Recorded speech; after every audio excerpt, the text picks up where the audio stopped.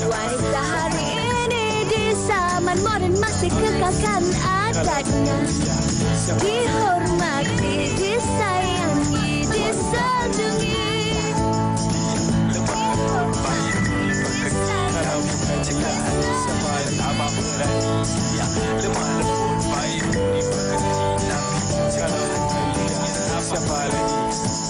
Wanita hari ini.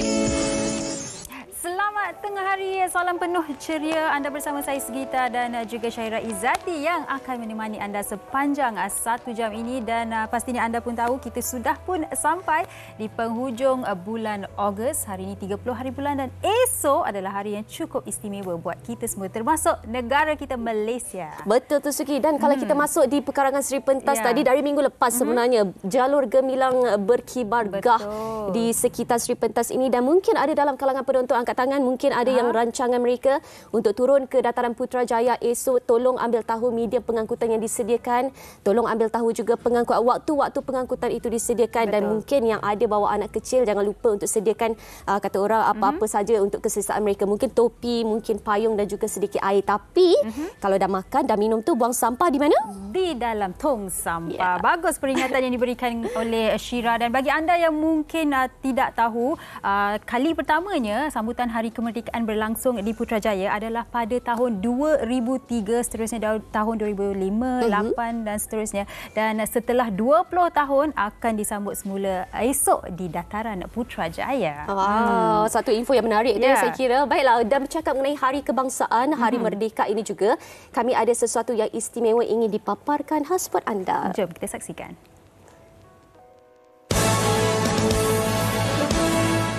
Merdeka! Merdeka! Merdeka! Merdeka! Merdeka! Merdeka!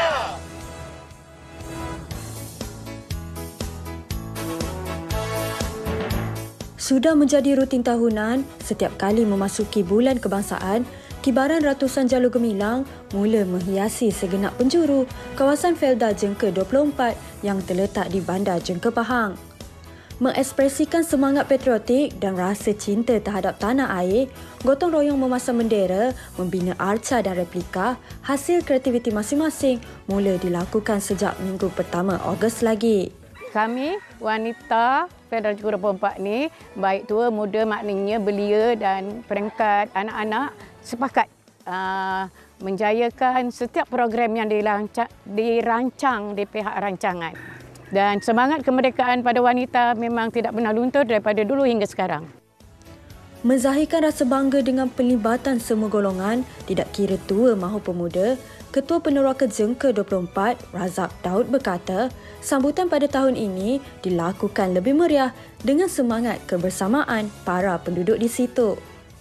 Sambutan yang begitu meriah diberikan daripada pihak pengurusan Felda sendiri dan ahli-ahli blok yang terlibat pada tahun ini, yang mana mereka ini telah membuat beberapa replika yang lazim diketengahkan sewaktu Hari Merdeka. Tidak mahu ketinggalan untuk bersama-sama penduduk kampung yang lain, Nur Fahar Maslinda Maskut antara yang turut mengambil inisiatif mencipta pelbagai replika daripada bahan terpakai bagi menterjemahkan semangat kemerdekaan.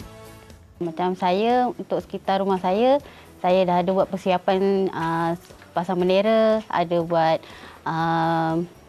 panggil replika daripada bahan-bahan terbuang macam inilah. Macam saya sendiri diterapkan jiwa merdeka daripada kecil lagi, sebab mama dengan abah memang setiap bulan merdeka dia dah semangat.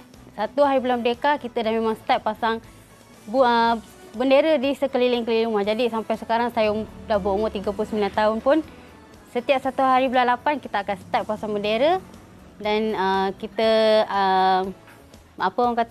mengingati sejarah-sejarah lama untuk negara kita merdeka. Kalau macam di kawasan saya dah ada sampai ke generasi ketiga, kita harapkan setiap datangnya bulan merdeka kita bersemangat terus untuk menyambut bulan kemerdekaan.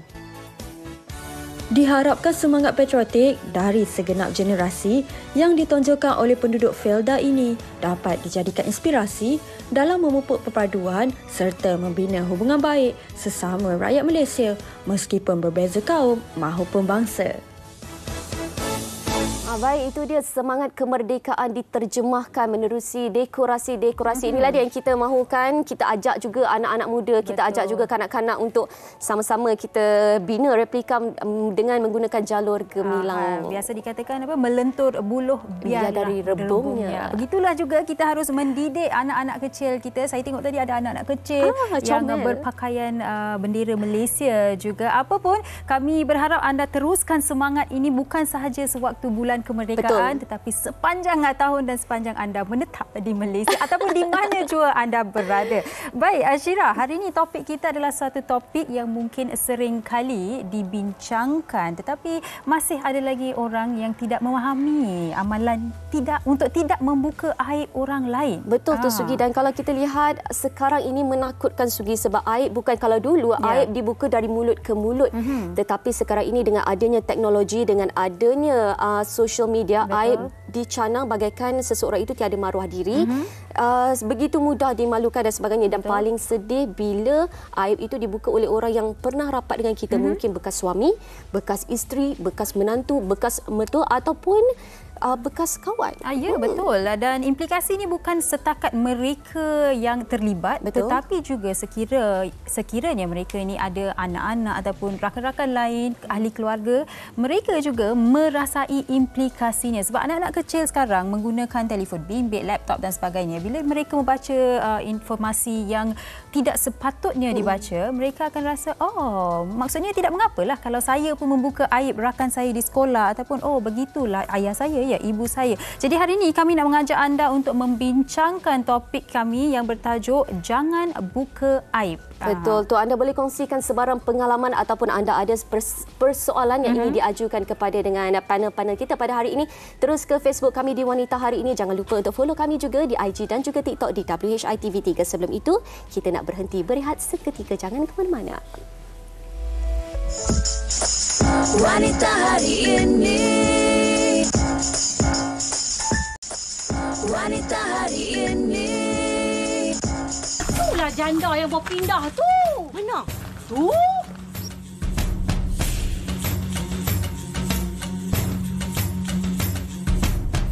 Ke hulu ke hilir macam perempuan gila. Siap pakai baju Hindustan lagi. Tu kau. Nama Manisa. Pi tambah kat depan Zinat konon. Tengok nama dia, muka dia macam Zinat Aman kot. Rumah yang dia tinggal tu dengar kata rumah pusaka laki dia. Oh, maknanya si Zainab tu, arwah tu, mak mentuanya si perempuan gila ni lah. Alah. Tapi anak-anak tu semua orang tua-tua aku dah tengok. Aku dengar Manisa tu dia berkenalkan orang tua. Aku dengar si Atul lari pada rumah. Sebabnya mak cu paksa dia kahwin dengan Pak Kok. Lah, gila kan macam tu? Takkan anak dia yang semuda macam tu nak dikahwinkan dengan orang tua macam Pak Kok tu? Hang biarlah betul. Kan kau dia lari ikut Kak Maru tu. Tu kau? Halah, depa kan kena tangkap basah. Memang dah kata betul lah si Atul tu nak menikah. Takkan masa tu nak lari ikut jantan? Cinta, dek. Tak tahu. Nak buat tak tahu. Biar pergi ke mereka. Nayang lah tu. Nayang. Amboi, seronok hampa membawang. Nah, itu dia sedikit kata orang sedutan drama daripada Mok Chun. Dari satu mulut ke satu mulut lain, akhirnya satu kampung tahu. Elok-elok rahsia berdua dah setaman tahu. Susah sebab juga saya ada masalah trust issues, Syira. Okey, apa pun, ini dia komen daripada penonton di Facebook daripada Farhan. Katanya disebabkan sekarang zaman manusia dua muka, depan baik, belakang jahat. Bahaya sangat sekarang. Awak ada pengalaman yang macam buruk ini sikit luahan kot. hati ke?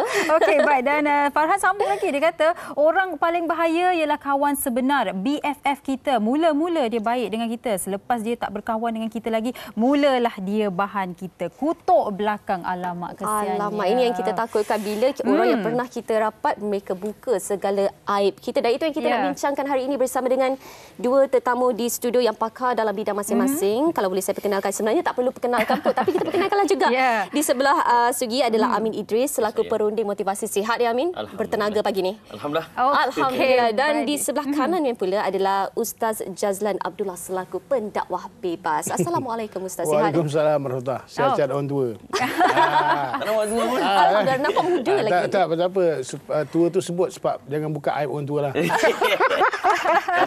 Tak saja kawan tua. Tapi Ustaz Jazlan yang saya sukanya, dia sentiasa ceria. Pagi tadi bila saya jumpa, saya terus, Ustaz Jazlan, saya pun rasa pasut tersentuh hati saya. Okey, baik Ustaz. Jangan buka aib. Mungkin kita sering kali dengar aib kan. Apakah sebenarnya yang diklasifikasikan sebagai aib, Ustaz? Okey, bismillahirrahmanirrahim. Syira, Sugita, Atuk Guru kita. Wow. Sidang betul yang dirahmati Allah sekalian. Bila kita sebut bab aib ni, sebenarnya dia lebih kepada, kalau kita sebut erti dia, kekurangan ataupun kelemahan yang ada pada diri. Baik. Sebab itu bila mana seorang menceritakan kelemahan ataupun keburukan, kekurangan kepada seorang yang lain, itu disebut iaitu membuka aib, iaitu memalukan. Sebab itu dalam hidup ni kita kena akur, kita kena faham, kita kena tahu dan kita kena maklum bahawa sesungguhnya kita ni semua ada aib. Okay. Itu kita kena faham satu benda. Asal kita ada aib. Kita tak sempurna maksudnya. Kita minta ada sempurna. Kita kena faham. Kita tengok handsome cermin pagi-pagi pun, tengok macam mana pun kita walaupun dah umur macam ni kan. Tapi kita tengok di sebalik kita ni kita ada aib. Itu satu. Itu kita kena akur. Okey. Dan seterusnya juga, dalam kehidupan beragama kita kena tahu juga maknanya apabila kita ni ada aib, perkara yang pertama kita tak boleh dan haram membuka aib kita. Kita ada aib kan? Kita tak boleh cerita. Tak payah nak gebang-gebang lah. Dulu gua lu tak payah. Maknanya dulu punya cerita kita kena tutup sebab Allah dah tutup aib kita. Nampak je kita ni handsome tapi aib mana orang tahu. Tidur berdengkur mana boleh tahu. Buang angin bersepah berkata-kata pun kita tahu. Bunyi macam guruh di langit mana orang tahu. Maknanya okey, ini cerita. Maknanya kita tak boleh buka. Itu aib kita. Satu. Dan yang kedua, kita tak boleh buka aib orang. Memang tak boleh buka aib orang sebab kita pun ada aib. Dan yang ketiga, kita tak boleh cari aib orang. Kita nak cari apa? Kita kan selalu macam tu. Tapi bukan kita lah, ini cerita. Kan? Yang ketiga. Yang keempat, iaitu apa? Kita tak boleh memanjangkan keaiban. Kita dengar sampai kita dah cukup lah. Tak, ini kita nak panjangkan pula. Bahasa muda sekarang forward lah. Forward. Kita itu bahasa muda, kita orang tua kita panjang-panjang lah. Tak ada bahasa kitab tu lah, kita laba. Okey. Dan yang kelima, yang kita kena faham, kita kena tahu iaitu apa? Kita diperintahkan untuk menutup aib.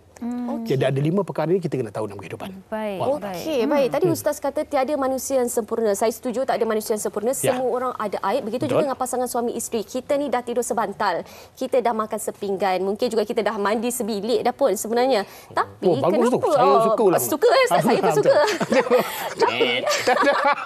Tapi kenapa masih ada pasangan suami isteri yang membuka aib pasangan mereka? Contohnya isteri ni berbau lah, contoh dicerita ataupun dicanang pula kepada mungkin rakan sekerja sehingga perkara ini boleh menggugat rumah tangga. Amin. Saya rasa kita dah jadi dipanggil manusia yang sukakan perhatian. Dipanggil attention seeker. Dalam ilmu psikologi pun salah satu sifat fitrah manusia memang disukakan perhatian. Seorang benar semudah seorang bayi, kenapa dia menangis? Sebab dia nakkan perhatian ibunya, bapaknya. Itu dalam keadaan dia tak tahu apa-apa. Kan wallahu akhrajakum min butuni ummahatikum la ta'lamuna syai'a. Baby ni dia keluar pada perut mak dia, dia tak tahu apa-apa. Tapi dalam keadaan dia tak tahu apa-apa, ada satu benda yang dia tahu, antaranya mendapatkan perhatian. Nangis. So itu fitrah manusia. Betul. Cuma macam mana kita menyalurkan nak dapat perhatian tu. Kita sanggup buat apa sahaja untuk orang lain pun mendapat perhatian kita. Memberi perhatian kepada kita. Termasuklah bersembang. Bila di office, tak ada benda nak sembang. Kan? Tengok aku, tengok engkau. kebetulan pula yang kawan tu duk cerita pasal aib suami dia, kan. Kita pun ada cerita kita. Jadi ayat bersembang lah. Demi untuk mendapat perhatian di dalam pejabat. Itu pertama. Kedua, saya berpandangan dengan kewujudan social media ni, dia telah membantu untuk menormalisasikan dedah aib. Sama ada aib sendiri ataupun aib orang lain. Dan benda ni dia merebak sampaikan generasi muda, anak-anak kita pun melihat budaya untuk mendedahkan aib orang sebagai sesuatu yang tidak ada masalah. Betul.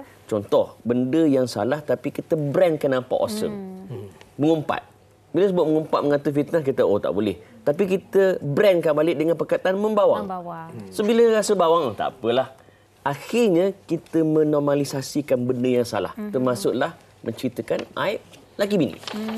Baik. Macam saya sebagai seorang yang bukan beragama Islam, saya melihat konsep aib ni sebagai sesuatu yang positif. Sebab kalau benda tu dah buruk, dah berlaku, tak payahlah kita berkongsi ataupun ungkitkan. Bukan yang menambah saya nak share satu lagi. Tadi bila Ustaz sebut jangan kita buka aib orang, kan. Ada hadis seorang lelaki, ni hadis Muiz dipanggil.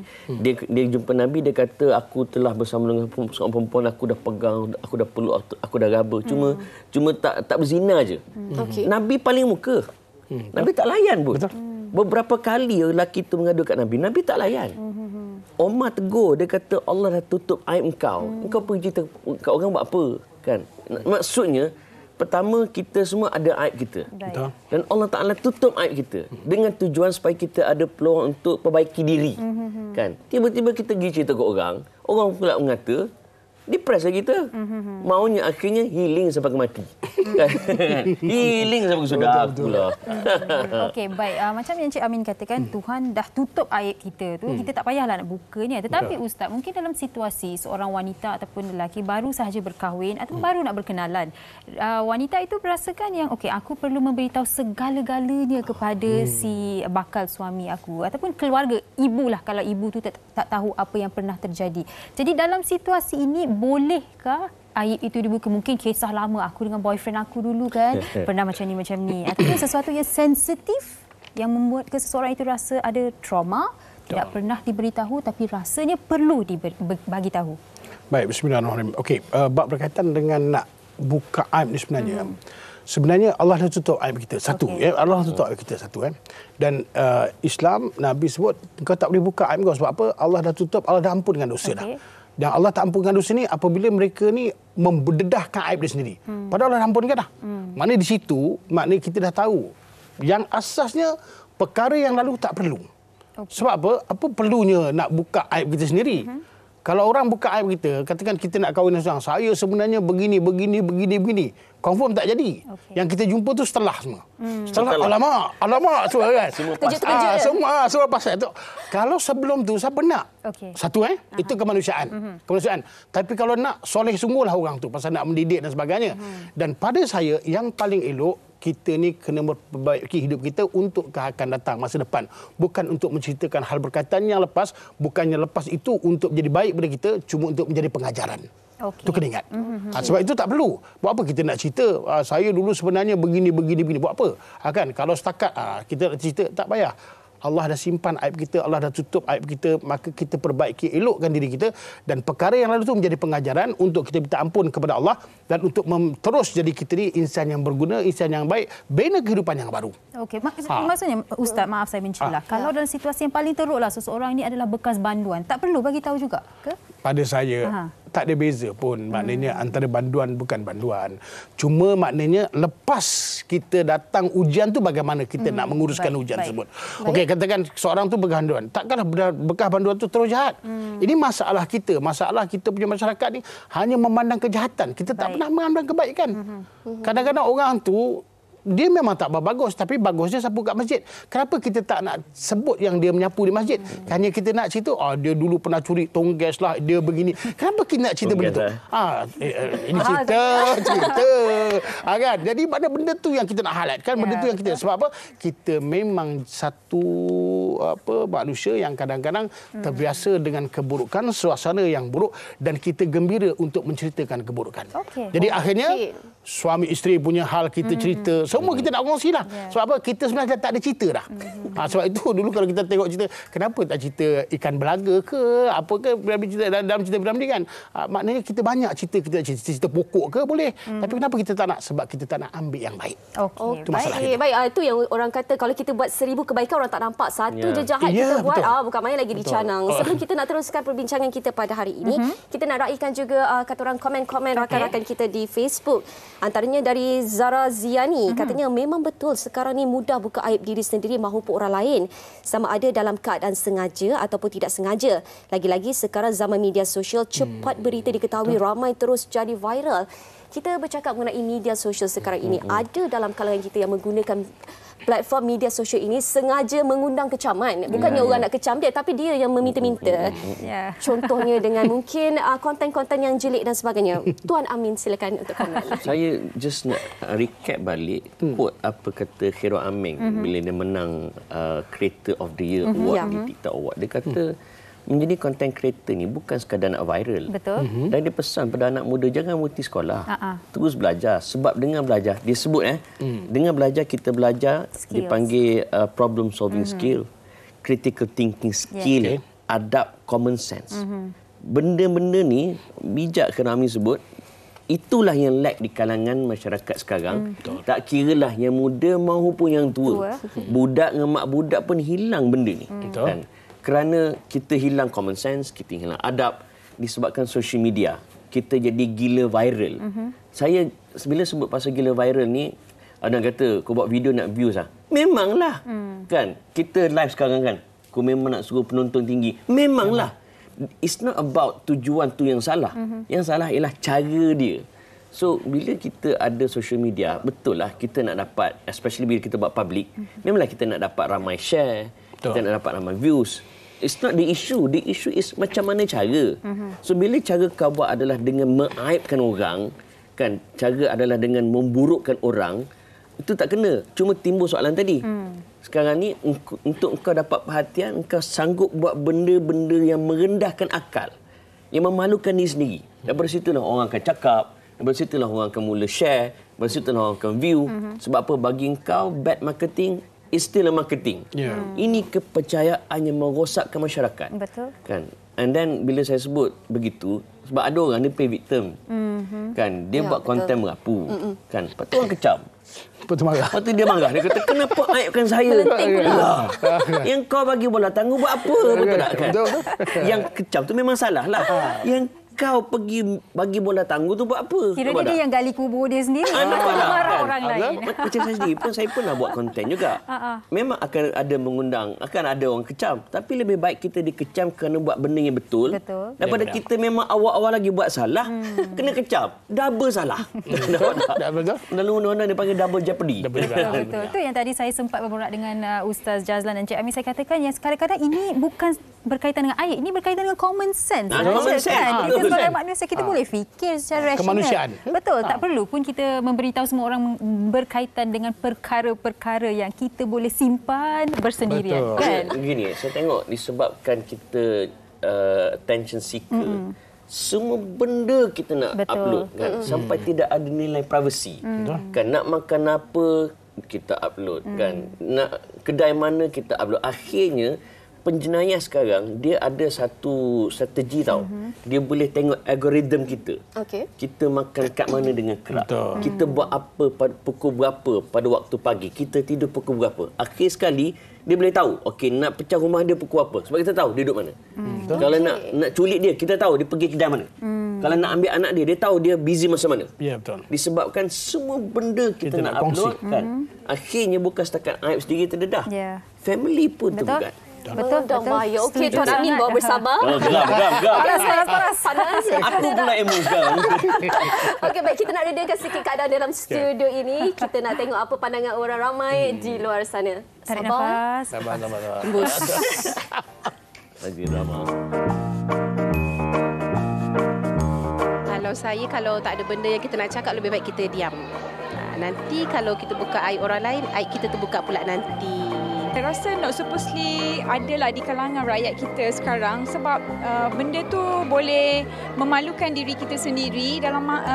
Di samping itu juga kita rasa macam sebelum kita nak bercakap, kita rasa kita kena cerminkan diri kita dulu. Sejujurnya bagi saya rasa sebab mereka tak cermin diri diorang sendiri dulu, hanya nampak kesalahan orang lain.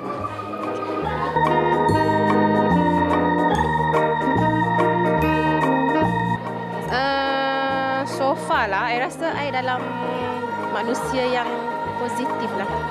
Tak tahulah, tak ada tegur.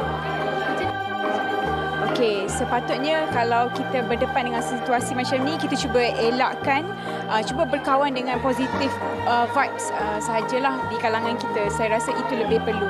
So negatif, siapa yang rasa yang tak perlu dalam hidup kita tu toxic people, better avoid lah. Benar, especially dalam bidang pekerjaan, benda tu normal. Tapi jangan ambil peduli, ignore je. Baik, itu pandangan mereka dan ini pula pandangan Zulkarnain Arsyad di Facebook perkongsiannya. Katanya dulu suka oversharing, sekarang lebih pada diam sebabkan banyak orang jenis depan baik belakang Tuhan je tahu. Yang membawa kepada soalan saya untuk Ustaz. Ustaz, kita secara psychologically kita digalakkan untuk berkongsi, luahkan perasaan kita, jangan pendam sangat kan. Tetapi kalau kita luahkan terlalu banyak dikatakan oversharing, kan? Dan ada sesetengah perkara yang tidak perlu pun kita share. Tapi kita sebagai manusia kadang-kadang ada je keinginan itu. Okey, saya perlu share lah. Kalau tak macam tak boleh lah, meletup kepala aku ni kan. Jadi dalam itu bahasa Jawa juga apa? Tension. Tension. Itu Jawa. Okey, tapi dalam hal sebagaimana dikecualikan untuk kita membuka aib seseorang? Baik, pertama ada beberapa perkara yang kita kena tahu dalam hidup. Kadang-kadang masalah yang berlaku kat diri kita memang betul. Kadang-kadang kalau kita benam, kita yang berana. Betul je. Sebab itu dalam Islam ada 5 perkara yang kita kena tahu. Pertama iaitu apa? Boleh iaitu berkongsi keaiban atau mencerita keaiban tu apabila kita dijemput atau dikehendaki untuk menjadi saksi. Okey. Jadi saksi dalam ni apa tak boleh kata apa pandangan awak tentang tertuduh? Ngumpatnya Arif tak boleh berdosa aib. Tak boleh. Tak boleh. Maknanya dari saksi kena ceritalah. Saya nampak begini. Okey, satu. Dan yang kedua, kalau itu wajib. Wajib kan. Lepas tu yang kedua untuk meminta pembelaan. Pembelaan atau meminta nasihat atau meminta petua. Okey. Mana kaunselor. Tapi kena buat authority yang amanah lah. Kalau best friend? Mungkin best friend? Best friend ni kadang-kadang belum tentu. Belum tentu. Nak cari orang amanah pun satu hal. Kadang-kadang, okey, kenapa minta nasihat? Mungkin kita dalam keadaan susah. Kenapa kita nak minta pembelaan? Mungkin waktu tu ada orang yang kena dera dan sebagainya. Kita kena beri. Atau minta petua. Petua apa? Memang kita ni memang badan memang confirm dah berbau. Macam mana petua? Itu pun buka keaiban, tapi kita minta apa tu? Daripada pakar. Bukan, maknanya bukan suka-suka lah. Dia ada syarat-syarat kan. Ni bukan tanya kat Facebook, badan berbau lah. Berbau lah. Tak payah lah. Story. Lepas tu, dia pakai tawas. Tawas tu apa pula? Tahu tawas? Itu orang-orang lama atau orang dululah. Ini bukan cerita pengganti deodoran. Deodoran orang dulu boleh. Betul. Okey. Lepas tu yang ketiga iaitu apa? Menghalang keburukan. Orang tu buruk. Bila kita tengok memang benda tu akan mudarat pada sahabat kita, kita boleh cerita. Tapi tak boleh lebih daripada itu. Bukan niat memburukkan, tapi untuk apa? Mencerita keburukan tu takut orang lain kena keburukan. Jangan tambah jenis motor pula kan. Jangan tambah pula. Kau dia tu gitu kan. Kau tengok dia tu tak bagus. Muka dia siap muka pula kan. Lepas tu semua nak dibelasah sekali. Tak boleh. Makna kena tahu. Kalau A, B, C, cukup setakat tu. Kalau lebih tu, saya tak tahu. Dia pernah menipu saya begini. Cerita kan? Saya sebut, dia pernah menipu saya begini. Bukan saya kata orang tak. Saya cerita je. Kan? Bukan luahan, Okey. Malaman Okey, untuk malu semua. Okey. Lepas tu, itu. Dan yang keempat, itu apa pengajaran iktibar, Lepas tu yang keempat, iktibar. Iktibar ni selalu kita gunakan. Kita tak mengumpat, ambil iktibar. Pengajaran je. Pengajaran. Tapi kita umpat kau gitu. Cuma Ramadan kita berhenti. Nanti tak apa. Lepas raya kita boom balik. Ini masalah kita. Iktibar. Jangan jadikan iktibar tu sebenarnya platform ataupun ruang untuk kita mengata, mencaci orang, membuka aib orang. Ini kesilapan. Kadang-kadang kita iktibar. Kita iktibar. Tapi kita kau ke tempat. Tapi setiap kali dia cakap macam dalam ni syarat dia boleh. Yang sebut nama lah. Sebut nama kan. Iktibar kan. Simpulan. Betul. Baik. Bagus. Itu untuk Datuk Guru tu. Yang kelima, yang last iaitu apa? Hendaklah kita boleh menyebut kekurangan untuk iaitu apa? Mengenali seseorang. Kata dia memang dia tu orangnya pendek, katakan. Dan kampung tu memang terkenal dia pendek. Kita nak cari Muhammad. Muhammad ni banyak ke siapa? Muhammad pendek. Oh ya, dan dia pun tahu. Dia tak ada masalah. Dan dia pun redha. Dia redha dah benda tu. Kenapa kau tak cari aku Muhammad pendek? Ustaz cakap pasal saya ke Ustaz? Saya ni tak cukup inci. Saya pun terasa kat sebenarnya. Saya pun terasa juga. Ataupun okey kita juga. Muhammad panjanglah, orang tinggi. Tak payah cakap Muhammad borai kan. Muhammad yang agak-agak makan dia banyak. Kurniaan dia berat Allah Taala. Nak cakap borai tak bagus, kan? Kenapa kau tak cakap aku Muhammad Buncit? Orang kenal aku Muhammad Buncit. Benda tu memang dia redha dan dia tahu dan dia lakap atau dalam bahasa Arab lakap maknanya apa dia punya gelaran dia macam tak ada, itu boleh. Jadi 5 perkara yang boleh lah. Selain daripada itu, ingat kita yang kena jaga-jaga sebab sungguh pun ada kebolehan kita takut kita tergelincir. Tergelincir atau kita terabas, akhirnya kita jadi orang yang berdosa. Okey, baik. Itu antara situasi yang dibolehkan untuk buka aib. Sugi jangan cari Syira yang pendek yang rendang tu ada tolong Awak jangan cancel. Jangan cakap pendek, rendang bertaut. Rendang bertaut. Okey, baik. Sikit je saya nak masukkan sedikan daripada rakan kita di Facebook daripada Zinat Man, katanya kadang-kala anak-anak kecil juga selalu bergurau dengan mengejek sepupu-sepupu, tapi harap-harap ianya hanya melawaklah. Tapi ibu bapa pula kadang-kala ada yang sama-sama naik ni dengan anak mereka. Kita bercakap mengenai kata orang situasi yang mana dari kecil lagi mereka ni dah dididik untuk memalukan sepupu melalui rakan-rakan dan disepat pula oleh ibu bapa. Kau gemuk, rongak, gelap, banyaklah lagi berjerawat dan sebagainya. Gemuk slow sikit sebab kurang kurus. Ustaz, kita satu-satu sekarang. Pendek pun kurang tinggi. Kurang tinggi. Kan. Jadi macam mana kita nak hentikan kata orang budaya ini, Amin? Saya pertama, saya tak sangka dua anak saya dua-dua naik johan peringkat negeri pertandingan bercerita tau. Saya tak adalah suruh dia masuk, dia sendiri masuk. Rupa-rupanya saya tanya dua-dua anak saya, kenapa masuk? Dah tengok daddy hari-hari bercakap. Maksudnya anak-anak kita ibarat sponge. Apa kita buat, walaupun kita tak cakap pun, kita buat, dia akan serap. Dan menakutkan dia akan melekat. Kalau yang baik, okey lah. Tapi kalau hari-hari kita laki bini, kan, mak dengan ayah, duduk sembang pasal orang kat rumah. Kalau tengok TV pun contohnya dia tengok cerita lawak, lepas tu lawak tu tak jadi, dia makinya pelawak tu. Apa punya lawak tak cerdik, otak kat lutut kan. Budak tengok. Betul. Dan budak tu dia akan jadi normalisasi bagi dia mengatakan orang tu tak apa. Betul. Sebab apa? Mak bapak dia buat. Kan? Kena pula sekarang zaman social media, mak bapak dia kat social media pun boleh tahan juga kan dedah aib orang. Anak boleh tengok kan. And then pula kena pula mak bapak tu sendiri mengundang buat konten-konten yang pelik-pelik. Kan kena bahan pula oleh kan kawan-kawan anak-anak dia kan. Anak dia memang mula-mula rasa macam down kan. Tapi lama-lama tak mustahil dia pula ikut mak bapak dia. So kita sebagai ibu dan ayah ni kena hati-hati dengan apa kita buat. So kurang-kurangnya okeylah, kalaulah tak nak fikir dosa pahala, sekurang-kurangnya sepatutnya fikir dosa pahala lah. Tapi kalau lah degil sangat, kalau kita tak nak anak kita jadi orang manusia yang paling buruk, kita pun kena jaga kan setidak-tidaknya. Dan saya sebut gini kenapa? Kerana ada hadis Nabi ingatkan kita tahu. Nabi kata man tatatabba'a aurata akhihil muslim. Siapa yang mendedahkan aib saudara muslim dia, Allah Taala akan buka aib dia walaupun dia bersembunyi di rumah. Nampak? Kan? Apa jauh farahlah kan walaupun dia bersembunyi dalam rumah. Nak sebut kita ngata kau orang seronok Betul. Tapi lama kelamaan Tuhan sendiri akan buka aib kita. Betul. Saya ni tuan-tuan nampak macam cakap lancar, ada yang respect. Ialah sebab Tuhan tak, Allah Taala tutup aib saya. Wallahi saya pun ada aib saya. Kan? So jangan bila Allah Taala tutup aib kita, jangan pula kita pergi buka aib kita. Dan jangan pula kita buka aib orang. Sebab bila kita buka aib orang, insya-Allah orang kata-kata lambat banget. Cepat dengan lambat je sunnah oleh kita, Tuhan akan buka aib kita.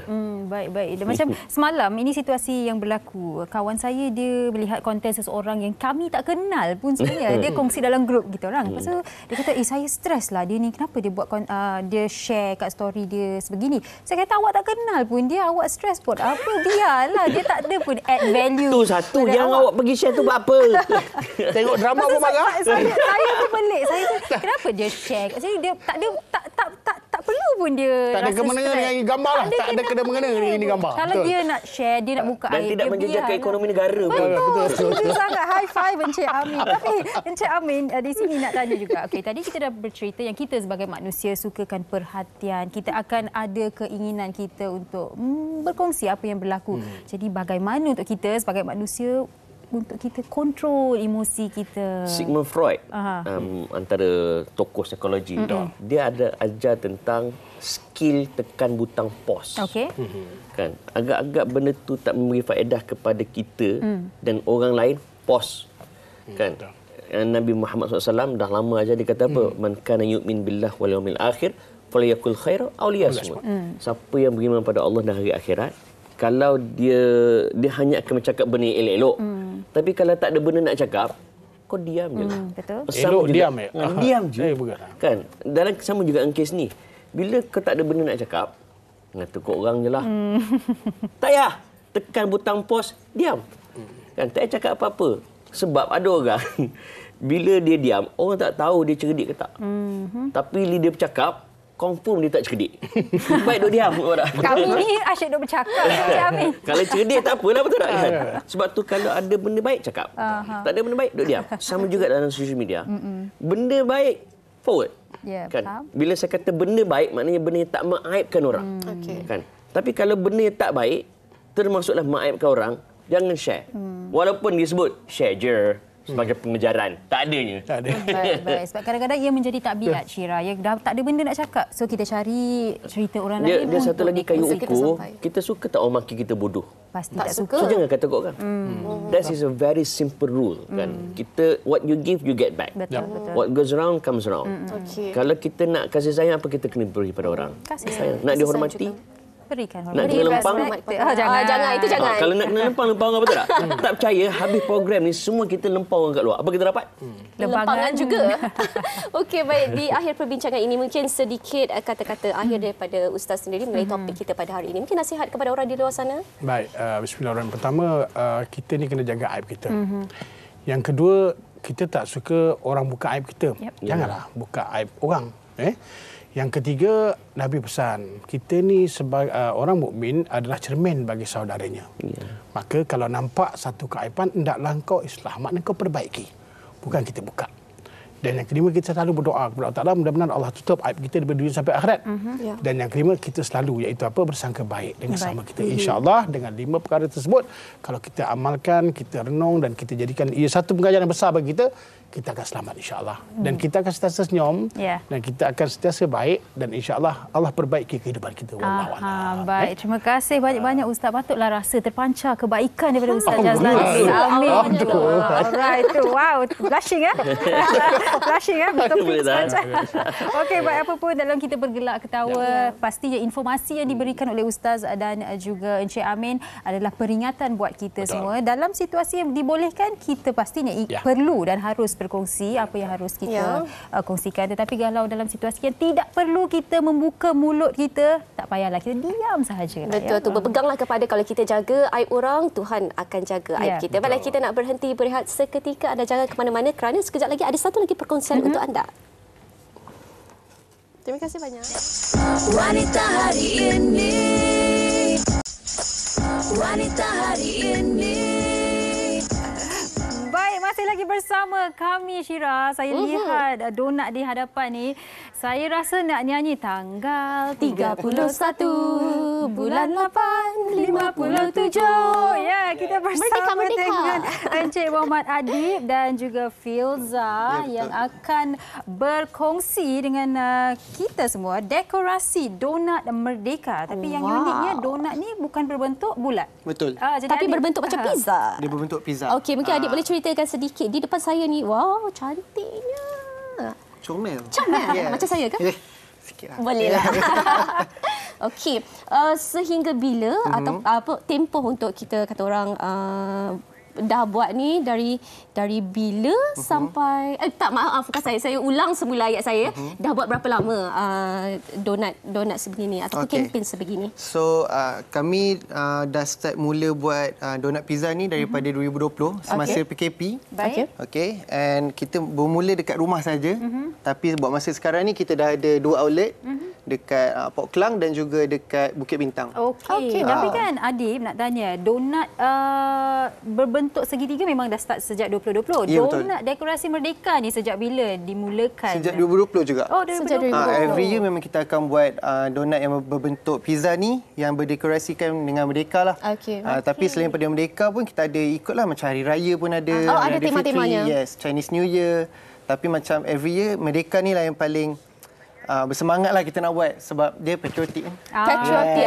Adib dah sentuh tentang patriotik. Untuk Adib sendiri, erti kemerdekaan tu apa? Okey, erti kemerdekaan. Kemerdekaan ni dia bermaksud bebas. Kan? Bebas. So, kita dah merdeka untuk beberapa tahun dah? 66 tahun. Okey, dah 66 tahun kita merdeka. So, saya berpendapatlah kemerdekaan ini bermaksud kita bebas daripada segala nasir luar ke ataupun dari segi budaya ke, kita dah bebas kat situ. So kita punya pace kita sendiri. Okey, maksudnya boleh diterjemahkan dalam pelbagai bentuk daripada makanan dan sebagainya. Betul.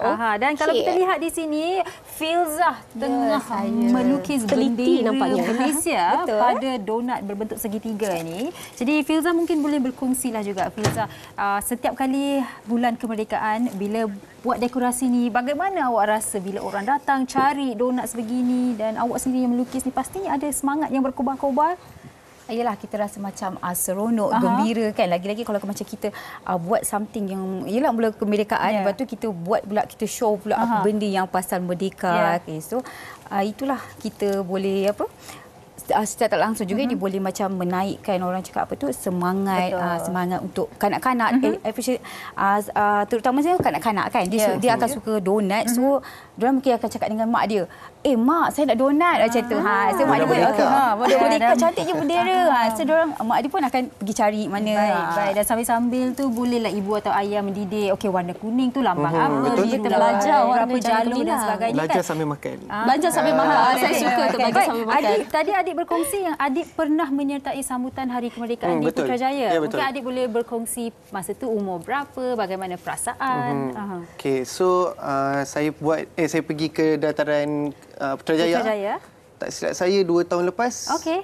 2 tahun lepas. 2019 saya rasa. Yes, 2019. So memang setiap tahun memang kalau boleh saya nak pergi. Memang saya nak pergi sangat kan, tengok dataran perarakan semua. Tapi disebabkan masa, kesetukan masa semua, so dekat pada dataran Putrajaya tu jugalah saya berpeluang untuk menyaksikan perarakan. So memang excited gila lah masa tu. Keluar awal lah daripada rumah. Awal. Subuh-subuh pakai baju apa masa tu, ingat tak pakai baju apa? Alah, tak ingat lah. Tak ingat. Subuh-subuh dah keluar. Sebelum subuh dah keluar. Seorang juga? Tak, dengan family. Okey, tapi itulah semangat yang kita mahukan juga kan, dengan family, keluar awal, tengok perarakan dan sebagainya. Baik, dan selain daripada itu, mungkin Adik boleh kongsikan pengalaman manis lah bila jual donat dekorasi Merdeka ni. Ada tak insiden ataupun kisah-kisah manis yang pernah Adik lalui sendiri? Kisah-kisah manis. Ada yang mungkin datang ke kedai dengan anak kecil sebab memang anak dia nak donat Merdeka. Dia suka kat negara kita Malaysia ke? Ya, betul. Ada juga. Sebab macam kami jual donat ni, memang kita punya target dia mostly kepada kanak-kanak. Okay. So, pelbagai kita punya, kalau tengok kat sini kita punya corak-corak donat pun lebih kepada untuk nak tarik kanak-kanak untuk membeli. So dari segi macam kita punya corak dekat Merdeka ni pun dia colourful. Okay. So macam bila kanak-kanak bila dia tengok pun dia macam, ush, apa tu kan? Dia macam bendera-bendera. So dia macam at the same time dia akan ajak paksa mak dia, jom pergi sana kita beli donat, donat pizza. Okey, baik. Fiza nampak teliti di situ. Fokus. Tapi kan Syira, saya lihat bunga kebangsaan kita dilukis dengan cukup teliti. Fiza, kalau nak lukis bunga kebangsaan tu lama tak masa diambil? Tak lama, sangat sekejap. Macam sekejap ni kita boleh lukis sekarang lah, nak tunjukkan. Anak cuba tak apa, saya cuba. Lain jadinya, bunga tai ayam jadinya. Okey, dia kena guna acuan ya. Kita just bulat je lah. Okey, mungkin sambil-sambil tu awak boleh terangkan kemahiran yang diperlukan untuk melukis itu. Kemahiran dia kena sabar. Lepas tu tangan jangan menggigil. Kalau saya memang duduk tak lepas dah. Sabar pun tidak menggigil. Tapi kalau nak cuba boleh, tak masalah. Jangan. Okey, kita lukis bunga raya. Kita try lukis bunga raya ke, ada 5 sambil-sambil tu boleh bersembang ke Fiza? Boleh. Okey, apa kepuasan yang Fiza dapat daripada corak-corak yang dihasilkan dengan air tangan Fiza sendiri? kita dapat macam bila kita tengok kan sini, bila dah siap kan, kita tengok macam wah, tak sangka lah. So kita boleh macam kat situ kita boleh share kita punya expression, kita punya emosi dekat orang ramai juga. Dengan sekali dengan macam kita punya semangat patriotik. Lagi-lagi bila kita tengok dia dah tersusun macam tu kan. So macam memang cantik betul macam tu kan. Okey, cantik tersusun dan bunga kebangsaan yang dilukiskan ini pun 3 kelopak di situ. Ya, betul. Okey Adib, sambil Filza melukis bunga raya tu, boleh tak awak kongsikan IG ataupun Facebook? Okey, so IG kami, IG, TikTok dan juga Facebook, goldendo.my. Okey, goldendo. So sama je, goldendo.my. So boleh tengoklah kat sini kita punya pilihan donat-donat yang ada yang kita tawarkan kat customer. Okey, yang ada dekorasi bulan kemerdekaan ni sampai esok sahaja ke? Tidak. Tempohnya sampai bila? Tempoh dia sehingga 16 September. Hari Malaysia. Dia 2 in 1, Merdeka dan juga Hari Malaysia. Okey, baik. Terima kasih banyak-banyak Adib dan juga Filza. Filza boleh sambung lagi. Kita berhenti berehat seketika. Kembali selepas ini di WHI. Lepas ni kita tunjuk dah siap Alright. Wanita hari ini. Wanita hari ini. Baik, kembali bersama kami dan seperti mana yang kita tahu, kebersamaan kita sebagai rakyat Malaysia, Syira, adalah antara kualiti yang menjadikan kita negara yang cukup unik dan menarik. Ibarat variasi kuih muih yang menyerikan meja makan, begitu jugalah indahnya kepelbagaian rakyat Malaysia yang berbilang bangsa. Ayuh kekalkan keharmonian negara kita yang tercinta ini.